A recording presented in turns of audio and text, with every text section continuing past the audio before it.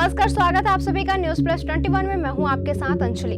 विगत दिनों मीडिया के समाचार दिखाने के बाद कबीरधाम जिले के वन अभ्यारण्य क्षेत्र में अवैध मुरुम खदान क्रेशर प्लांट का कलेक्टर जन्मेजय महोबे आदेश के बाद क्रेशर प्लांट को सील कर दिया गया है। आपको बता दें कि इस क्रेशर प्लांट का संचालन कांग्रेस के जिलाध्यक्ष नीलू चंद्रवंशी के भतीजे के द्वारा किया जा रहा था, जबकि वन अभ्यारण्य क्षेत्र होने के कारण इस क्षेत्र में अवैध रूप से मुरुम खनन, पेड़ों की कटाई, क्रेशर का प्लांट चलना, यह सवाल उठता है कि वन विभाग के अधिकारी कर्मचारी क्या कर रहे थे और अभी तक इन अवैध संचालक के ऊपर कानूनी कार्यवाही करना होना यह समझ से परे है।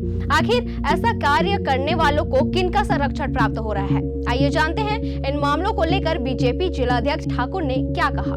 देखिए कवर्धा से डॉक्टर मिर्जा के साथ मेघा यादव की ये खास रिपोर्ट। सर, जिला अध्यक्ष और उनके भतीजे द्वारा जो अवैध क्रेशर प्लांट चलाया जा रहा था, इसके विषय में आप क्या कहना चाहेंगे? कवर्धा कबीरधाम जिले में जब से कांग्रेस की सरकार आई है तब से अवैध उत्खनन, भ्रष्टाचार, चोरी, लूट, डकैत, मुरुम खदान, चाहे वो फॉरेस्ट को देखें, फॉरेस्ट की कटाई, ये लगातार निरंतर चलते आ रहे हैं।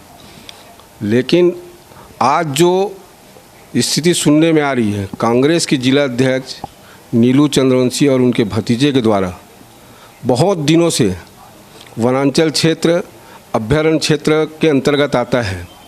पहले यही विधायक पूर्व में जब भाजपा की सरकार थी तब विरोध करता था कि अभ्यारण्य क्षेत्र है, यहाँ कोई भी प्रकार की विकास कार्य नहीं होना चाहिए।